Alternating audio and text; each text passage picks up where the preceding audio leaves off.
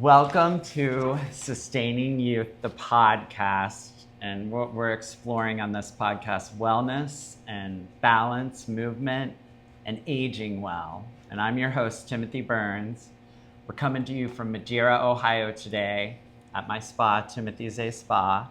Today, I am joined by forest bathing practitioner, Pam Lowe Cho, for a calming conversation about reconnecting with nature, reducing stress, which is so important in this technological life we're trying to navigate, and finding healing through the practice of forest bathing. So let's just take a deep breath together and enjoy this episode of Sustaining Youth. Thanks for coming, Pam. It means a lot to me that you're here today. I'm so excited to explore what you do with forest bathing. And I think where I want to start off is what exactly is forest bathing and why has it become such a powerful wellness movement? I'll also add, not too long ago, I had a client come in, a gentleman, and he said, Timothy, you told me you were going to have a podcast on forest bathing. And I said, yeah. And he said, well, I just got back from the Alps in Austria. And when we walked into the hotel, the concierge gave me a pamphlet and it had all these lists of things to do. And one of them on it was forest bathing. And we did it. And it was amazing.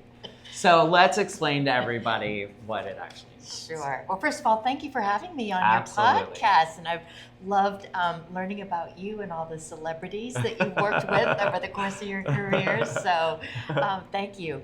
So forest bathing is a practice that started in Japan in the 1980s as a modality for helping people relieve stress by spending time outdoors. And there were a lot of workers in Japan that lived outdoors, that worked outdoors also, and started moving into cities and working in high rises and sitting behind computers, and their health started to suffer from not spending time outside. So Japan opened up all of its parks, made them free for a couple of years, and encouraged workers to spend 15 minutes before, during, or after work. And within just 2 years, healthcare costs started to go down because stress was starting to leave people's bodies. Wow. And an interesting statistic is that 75 to 90% of visits to a primary care physician's office are related in some way to stress. Oh, I didn't know that. Mm-hmm, yeah, mm-hmm. I mean, I know that stress and stuff can raise our cortisol levels, which has to do with inflammation in the body and stuff. So that really clicks with me. Yeah. So that's where the idea originated. What drew you personally into this practice? So about a year before the pandemic, I'm a member of the Cincinnati Nature Center. And I am too. Are you? Okay, great. It's a wonderful, wonderful place. Someone actually just said, I'll wait to hear about the podcast, Timothy, but I belong to the Nature Center in Cincinnati. Is that a forest I can bathe in? So and anyway, the answer is yes. The answer is yes. So the third Sunday of every month, Uh-huh. the Nature Center sponsors a forest bathing walk. Oh, wow. And so my friend Dave Thaler and Ellen Foley do those walks at the Nature Center. And so I went out on one of Ellen's walks, loved it. I'm driving home. I felt great. I felt so good after the walk that I wondered if it really was the forest bathing. And I went back the next month. I did the walk again. Same thing happened. I felt great physically and mentally. Yeah. And so that's how I learned about it. And then during the pandemic, my background is in executive coaching, which I've been doing for 16 years. Wow. And during the pandemic, after a year of being on Zoom in my guest bedroom, I decided to start inviting my clients to meet me outdoors for their coaching session. Oh, right. And so we would walk on a nature trail, or we'd sit at a picnic table. And this was during the COVID moment? During the COVID And it's moment. fascinating because I can remember taking walks with the dog in Terrace Park, which is a part of Cincinnati that's really beautiful with wide streets, and it's very tree lined. And, you know, the world was so quiet, so you can hear the birds, and, you know, there weren't a lot of people driving around. There were people out and about, but everything was so quiet during that time. So I can see why it really clicked with you when you went on those first couple of times. Absolutely. Yeah. So let's see. So have you personally seen forest bathing helps people that are struggling with anxiety and burnout and things like that? Absolutely. So I became certified 3 years ago through the ANFT, Association of Nature and Forest Therapy. So I've been doing this for 3 years, and I have taken groups out on my walks, which are slow 90-minute walks where we incorporate meditations, nature poetry, and I have taken... What is nature poetry? Poetry having to do with nature. Okay, exactly. So not Emerson, but maybe not Emerson, but Thoreau maybe, or that kind of stuff? Yeah, I mean, I guess even Rumi would be great. All of them, but it's really poetry to help us sort of settle into the place. Oh, that's fascinating. That we're in. So, if you would repeat that last question again, because I it's people struggling with anxiety and burnout. Yes, thank you. Sorry. So no, it's okay. so I have guided groups of college students, corporate executives, nurses, physicians. Wow. And that's crazy. Yeah. So different organizations reach out to you when they hear about you. Exactly. Oh, fascinating. Yeah. So I have seen, really, I have to say, every single person that's come out has talked about how much better they feel after taking the time to be quiet and to be still out in the forest. Right. And so physically, they have less stress. Mentally, they've had better focus. They have a higher level of creativity, a higher level of hopefulness. Wow. And it comes from spending time outdoors. Oh my gosh.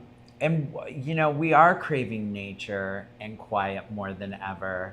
Do you think it was spurred by our COVID moment when we were out there, stressed out and that's why the movement has been grown? It's probably grown exponentially in the last 5 or 6 years since the pandemic, where we were trapped inside and all we had was nature, really. You're exactly right. You're exactly right. So I think two things happened at the same time.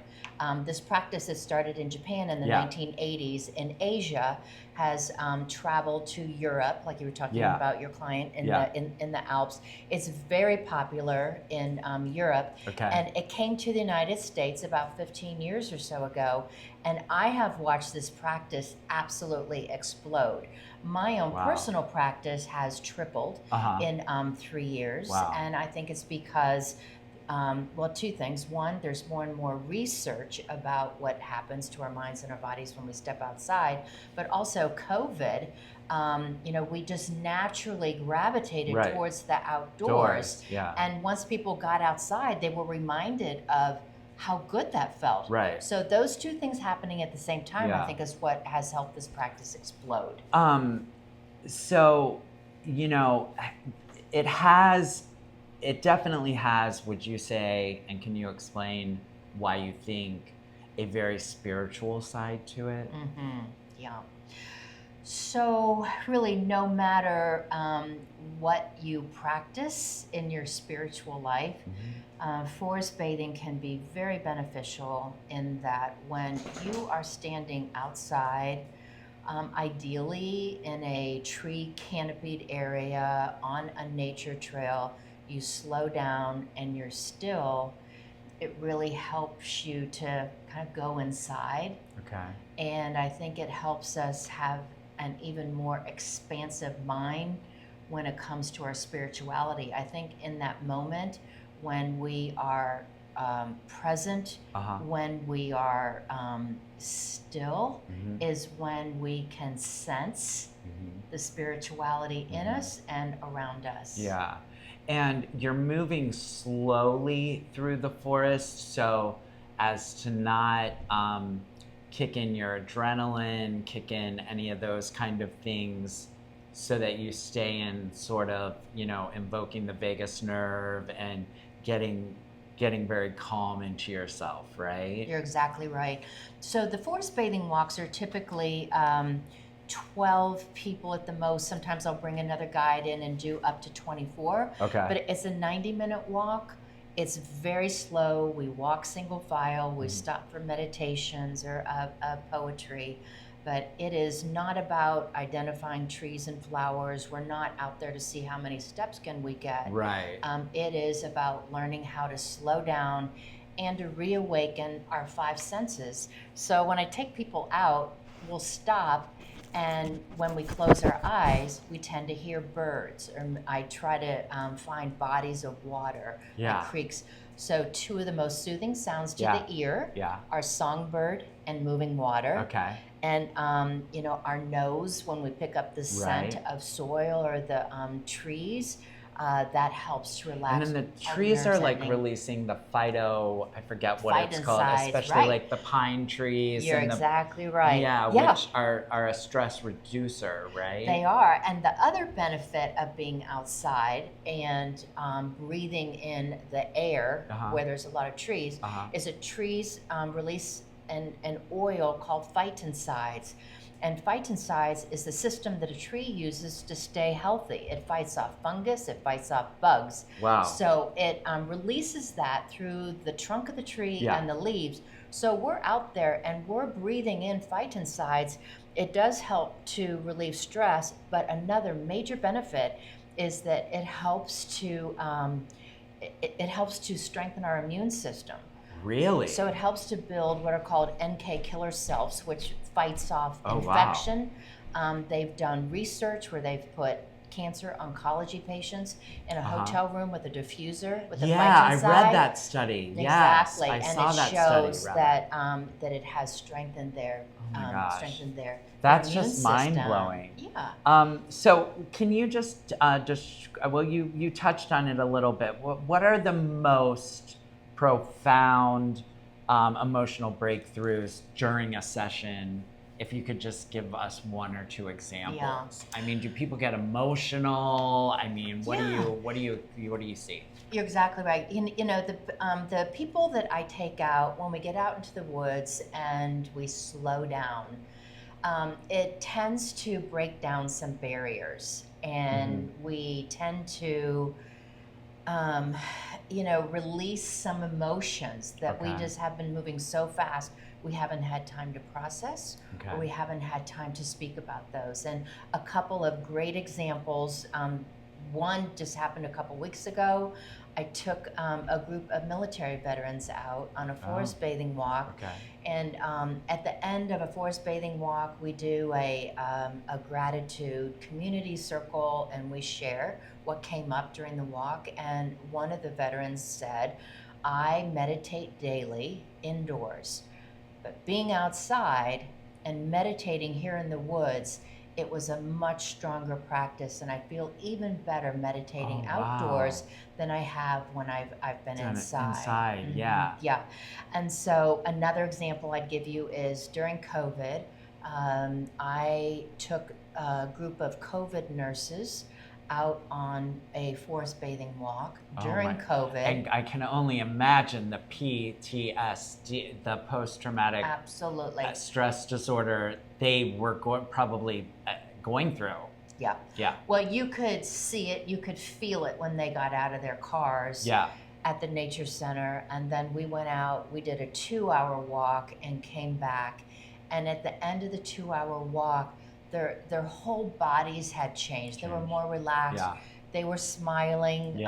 Some were even laughing. And and interestingly, that day there was a light rain. And people ask me, "Well, what do you do in the case of rain?" I say, "We go out." So I go out, rain or shine.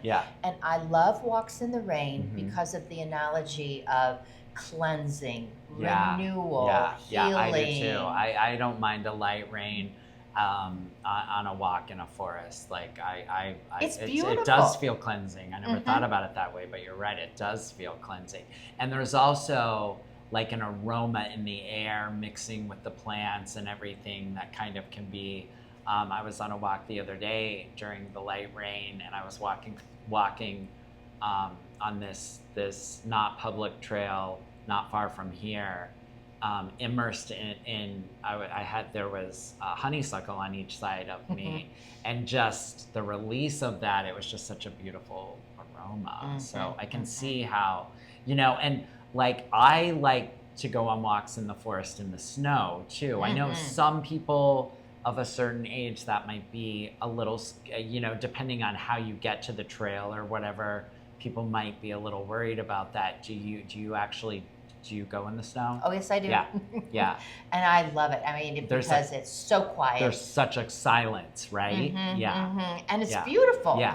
Everything the reflection of the snow and everything. Yeah. If people ask me what's the difference between like you going out on a walk and smelling the honeysuckle by yourself versus being on a guided forest bathing walk. So what is the difference? So the main difference is that I am trained to deliver what's called a sequence of invitations, which are very similar to meditations. Okay. So I am trained to pick the right park, the right landscape, making sure that the trail is safe. I go out, I walk the trail before we go out, and kind of based on what sort of trees, what body of water, where we're finding birds, is when I design the meditation and where I decide we're going to stop along the trail, where we're going to have quiet time for reflection. Right. And also, like when you were talking about the honeysuckle, if you and I were out on a guided forest bathing walk, we would stop at that honeysuckle. We would look at the leaves. There's something in nature called a fractal, which is a reoccurring pattern in nature. The back of a leaf is the great example of that. When our eyes land on a fractal in nature, within milliseconds, our eyes get a little mini vacation, our brain starts to relax. And we would stand and we would breathe that in and use all of our senses to take in the honeysuckle. Oh, I love it. That is so cool. Like on this one trail, it's called Redbird Hollow, and there's this place that everybody refers to as Meditation Rock, and it's by a little babbling brook, and it sits up high. And I was preparing for the podcast last week, so I was on a walk. I didn't have my ear stuff in. I didn't have my AI glasses blasting my favorite song on. I totally sat and did some deep breathing and meditation at Meditation Rock, and got even more excited about you coming in today. So how long? So you said 90 minutes. I've heard that people even do it for longer, for 2 hours is the maximum you need, probably, or is there a maximum amount of time that after that it's like no big deal?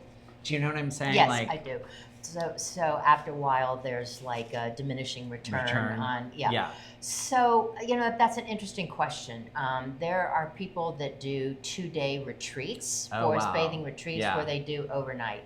And of course, the benefits from something like that are going to be much greater than if you've spent 2 hours. Okay.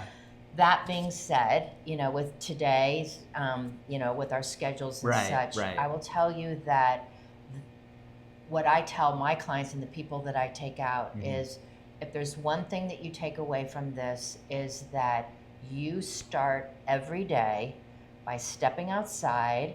You either stand or you sit in a chair or a bench, and you close your eyes, and just for, whether it's for 1 minute or if you have 2 minutes or 10 minutes, just to close your eyes, listen to see what sounds you're hearing, what you're smelling. I look up to the sky, just because of the infinity of the sky above us.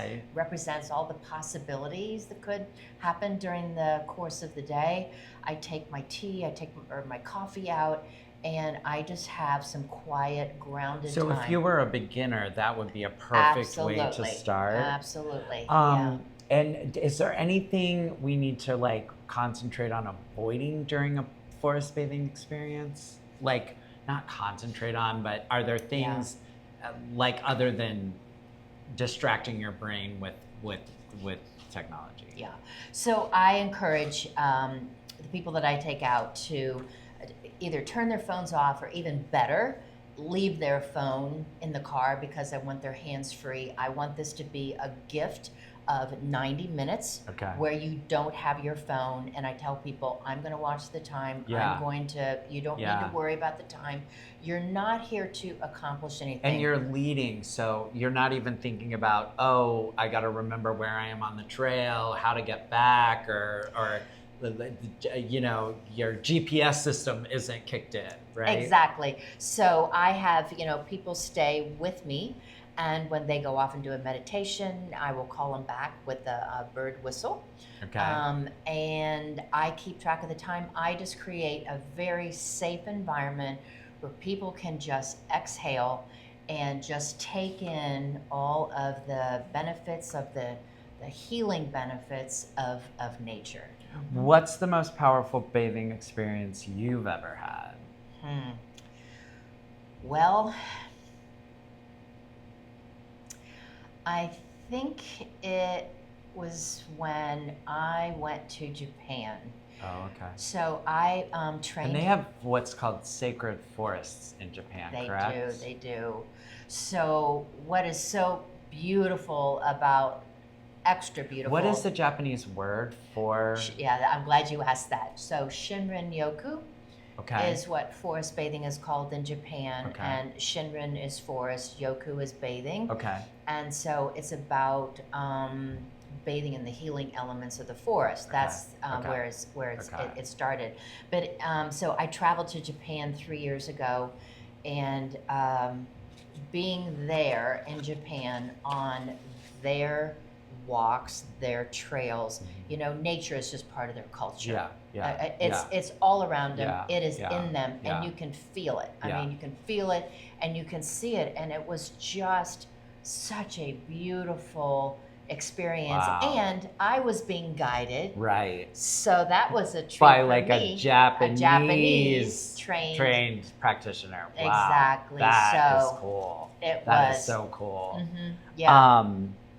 I did want to also ask, like, I'm always, I've tried to do my own practice of forest bathing in preparation for this conversation with you. And I do usually have my, do animals, is it okay to have an animal with you when you're trying to have a forest bathing experience, or is it a distraction?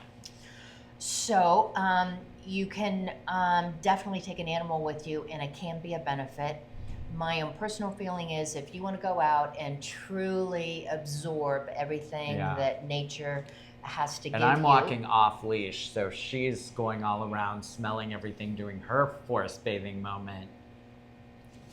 That's probably even better, that you're not being tugged by a leash or something. So I would say, whatever works for you. For me, and I have a dog, for me, when I do my forest bathing, I do it without him. Mm-hmm. However, there is a forest therapy guide in New England that wrote a book called Forest Bathing with Your Dog. Okay, I love it. I love it. And so what she points out is that dogs just innately pick up on scent and sound. And so you can follow your dog's trail through the woods, your dog is the guide. I love it. I love it. What is one thing that people should leave behind before going into the forest or entering it? So, if you had to pick one thing. Yeah. So ideally, what you want to leave behind are the things that have taken place in your day before you get there. So when I start a forest bathing walk, I design what's called a threshold. And I tell people that when we step over this threshold and we start our walk, I want to encourage you to leave everything on this side of the threshold that is not going to serve you on this walk. Oh, I love that. That's perfect. That is perfect. Yeah. To kind of sum up, Pam, in one sentence, what do you think the forest is trying to teach us?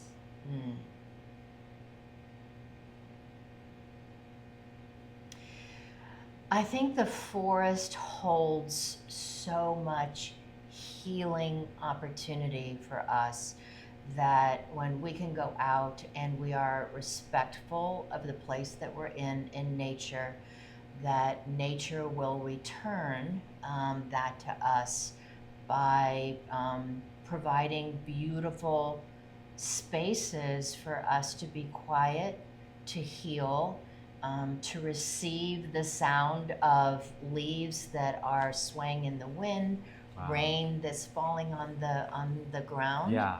So Yeah. I'd say that's it. Yeah.